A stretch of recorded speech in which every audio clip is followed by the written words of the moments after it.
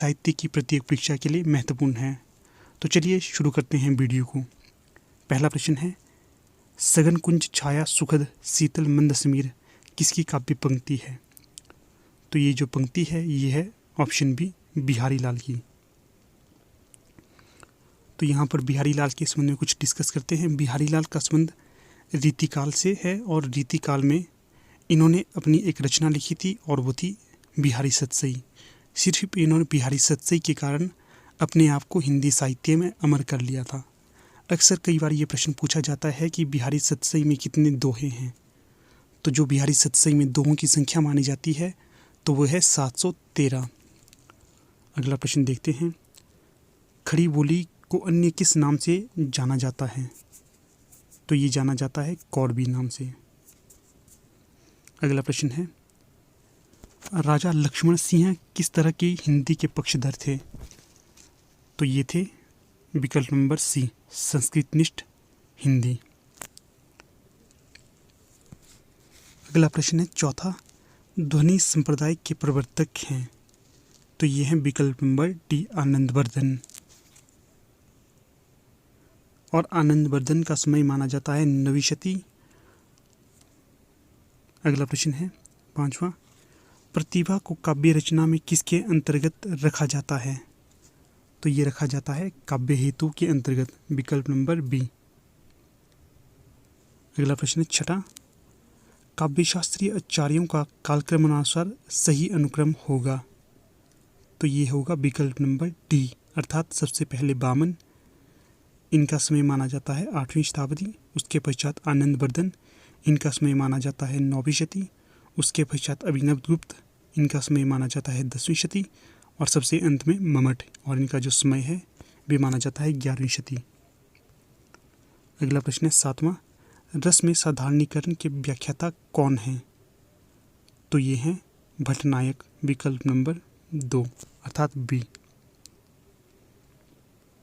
अगला प्रश्न है आठवां, काव्य रचना में उदात्त तत्व को प्रमुख किसने माना है? तो ये माना है लुंजाइनस ने। तो लुंजाइनस जो थे ये थे पाश्चात्य काव्यशास्त्र के प्रमुख विद्वान। अगला प्रश्न है नौवां, निर्व्यक्तिकता का सिद्धांत किसने प्रतिपादित किया था? तो ये किया था विकल्प नंबर बी, टी.एस. इलियट ने। अगला प्रश्न है 10वां, हिंदी साहित्य के इतिहास ग्रंथ की रचना निम्नलिखित में से सबसे पहले किसने की थी? तो ये जो की थी विकल्प नंबर बी, शिव सिंह सेंगर ने। तो जो शिव सिंह सेंगर का ग्रंथ था वो था शिव सिंह सरोज।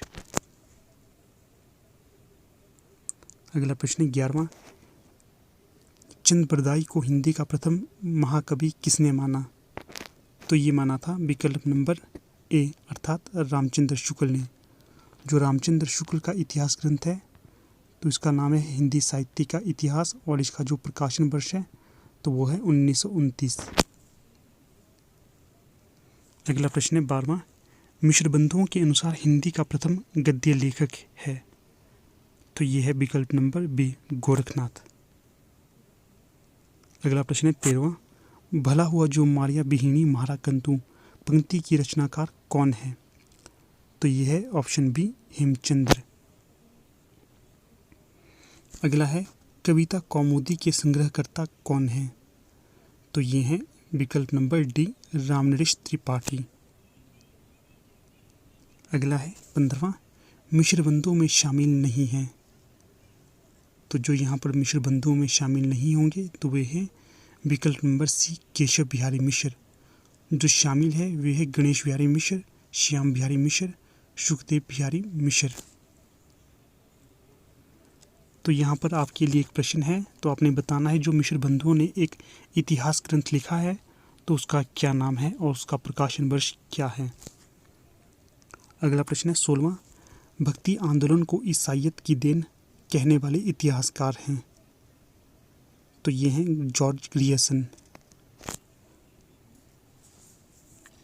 अगला प्रश्न है 17वां, तो यहाँ पर जन्म काल के अनुसार भक्त कवियों को अनुक्रम में रखना है। तो जो यहाँ पर सही उत्तर होगा, तो वैसे तो यहाँ पर कोई भी सही उत्तर नहीं होगा क्योंकि सभी अलग अलग उत्तर हैं। जो यहाँ पर सही उत्तर होना था तो वो होना था, सबसे पहले आना था सूरदास ने। सूरदास का समय माना जाता है 1478। उसके पश्चात आना था मीराबाई ने। मीराबाई का समय है 1516 के आसपास। उसके पश्चात आना था तुलसीदास ने। तुलसीदास का समय माना जाता है 1532 के आसपास।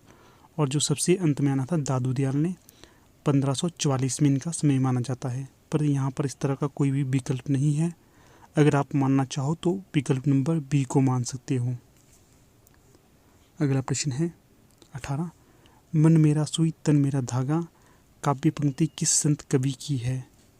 तो ये है विकल्प नंबर सी, नामदेव की। अगला प्रश्न है 19। निम्नलिखित में से कासिम शाह की रचना है? तो ये है हंस जवाहिर, विकल्प नंबर ए। कासिम शाह का संबंध सूफी प्रेम काव्यधारा से रहा है। अगला प्रश्न है 20। आकाश धर्मा गुरु किसे कहा जाता है? तो ये कहा जाता है विकल्प नंबर बी, रामानंद को। और रामानंद के 12 प्रसिद्ध शिष्य माने जाते हैं। उनमें जो सबसे प्रसिद्ध थे वे थे कबीर और रैदास। अगला प्रश्न है 21। निम्बार्काचार्य का संबंध किस दर्शन से है? तो यह है द्वैताद्वैतवाद से, विकल्प नंबर सी। अगला प्रश्न है 22। सुरतीय नृत्य नागतीय सब चाहती असी होए, गोद लिए हुलसी फिरे तुलसी सो सूत होए। तो जो ये दोहा है ये किस कवि का है? तो ये दोहा है रहीम का, विकल्प नंबर सी। अगला प्रश्न है युक्ति तरंगिणी के रचनाकार कौन है? तो ये हैं विकल्प नंबर सी, कुलपति मिश्र। अगला है 24। भारतेंदु की कौन सी रचना प्यार छंद में लिखी गई है? तो ये लिखी गई है प्रेम सरोवर, विकल्प नंबर सी। अगला प्रश्न है 25। खड़ी बोली का प्रथम स्वच्छंदतावादी कवि है? तो ये है ऑप्शन ए, श्रीधर पाठक। अगला है 26। शुक्ल जी के अनुसार मैथिली शरण गुप्त हैं?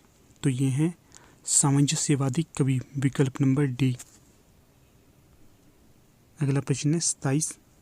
प्रकाशन काल के अनुसार निम्नलिखित कृतियों का सही अनुक्रम है? तो ये होगा विकल्प नंबर बी, ग्रंथि, आंसू, यामा और बेला। बी सही जवाब होगा। अगला प्रश्न है 28। तार सप्तक के कवियों में शामिल नहीं थे? तो ये थे विकल्प नंबर डी, शमशेर बहादुर सिंह। तो जो तार सप्तक में शामिल कवि थे, तो यहाँ पर मैं आपको बता दूं, तार सप्तक का अर्थ होता है जो सबसे पहले प्रकाशित तार सप्तक हुआ था, अर्थात जो 1943 में प्रकाशित तार सप्तक हुआ था, तो उसमें निम्न में से कौन सा कवि शामिल नहीं था? तो जो यहाँ पर नहीं था वो था शमशेर बहादुर सिंह, क्योंकि जो शमशेर बहादुर सिंह थे ये थे दूसरे तार सप्तक के कवि, ना कि पहले के। तो जो इसमें शामिल कवि थे वे थे अज्ञेय, नेमिचंद्र जैन और रामविलास शर्मा।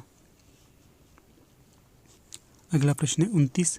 नई कविता नाम किसके द्वारा दिया गया है?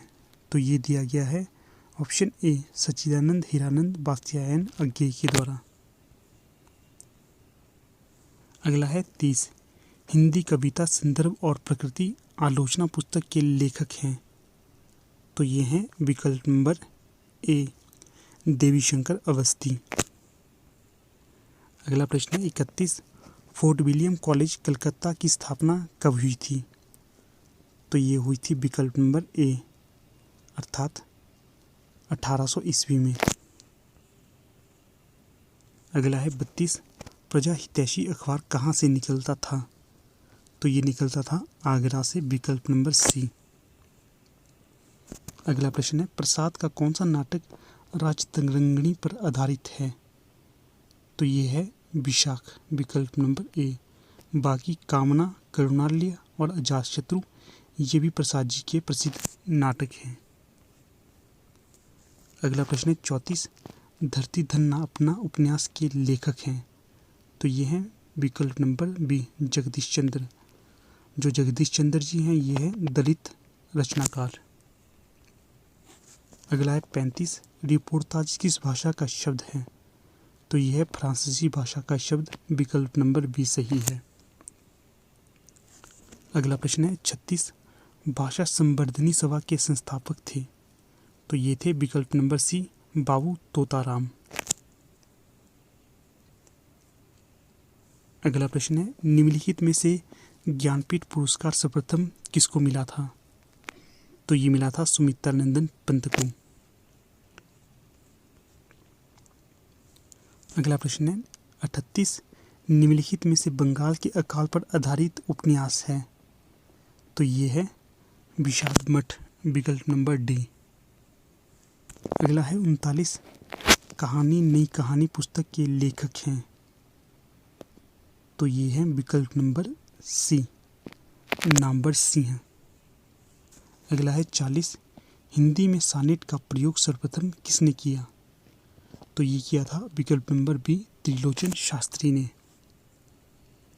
अगला है 41, प्रति परिकथा उपन्यास के लेखक हैं। तो ये हैं विकल्प नंबर बी, फणीश्वरनाथ रेणु। इन्हें आंचलिक उपन्यासकार के तौर पर भी जाना जाता है। अगला है 42, आस्था के चरण किसके निबंधों का संग्रह है? तो यह है विकल्प नंबर डी, डॉक्टर नगेंद्र। अगला है 43, हिंदी की प्रथम दलित आत्मकथा है। तो ये है शिकंजे का दर्द, विकल्प नंबर बी। तो दोस्तों एक बार प्रश्न को फिर से पढ़ते हैं। हिंदी की प्रथम दलित आत्मकथा है। तो जो यहाँ पर सही जवाब होगा वो होगा विकल्प नंबर 3, ना कि विकल्प नंबर बी। विकल्प नंबर 3 है अपने अपने पिंजरे, 43 का सी। अगला प्रश्न है 44, निम्नलिखित में से प्रेमचंद का जीवनीकार नहीं है। तो ये होगा विकल्प नंबर बी, हंसराज रहबर। बाकी अमृत राय, शिवरानी देवी, मदन गोपाल, ये तीनों प्रेमचंद के जीवनीकार हैं। इन्होंने मुंशी प्रेमचंद पर जीवनी लिखी हुई है। अगला प्रश्न है 45, जमीन पक रही है काव्य संकलन के रचनाकार हैं। तो ये हैं केदारनाथ सिंह। यहाँ पर दोस्तों आपको एक बात बता दूं, अक्सर यहाँ पर ऑप्शन में कई बार केदारनाथ अग्रवाल भी दिया जाता है, जिससे बच्चे कंफ्यूज हो जाते हैं और वे केदारनाथ अग्रवाल पर टिक लगा देते हैं। पर जो यहाँ पर सही जवाब होगा वो होगा केदारनाथ सिंह। अगला प्रश्न है 46, निम्नलिखित में से आत्मजयी के रचनाकार हैं। तो ये हैं कुंवर नारायण, विकल्प नंबर बी। अगला प्रश्न है 47, निराला की निम्नलिखित रचनाओं में से किस रचना को हिंदी का शोक गीत कहा जाता है? तो ये कहा जाता है सरोज स्मृति को। और सरोज स्मृति इन्होंने 1935 में लिखी थी और ये लिखी थी इन्होंने अपनी पुत्री की याद में, जिसकी अति छोटी सी आयु में मृत्यु हो गई थी, जिस कारण इन्हें ये गीत लिखना पड़ा था। अगला है 48, प्रगतिशील लेखक संघ का प्रथम अधिवेशन किस शहर में हुआ था? तो ये हुआ था लखनऊ में, विकल्प नंबर डी। और इस प्रगतिशील लेखक संघ की जो अध्यक्षता की थी ये की थी मुंशी प्रेमचंद जी द्वारा। अगला है 49, यात्री नाम से कविताएं लिखने वाले रचनाकार थे। तो ये थे नागार्जुन, विकल्प नंबर ए। आज का हमारा अंतिम प्रश्न है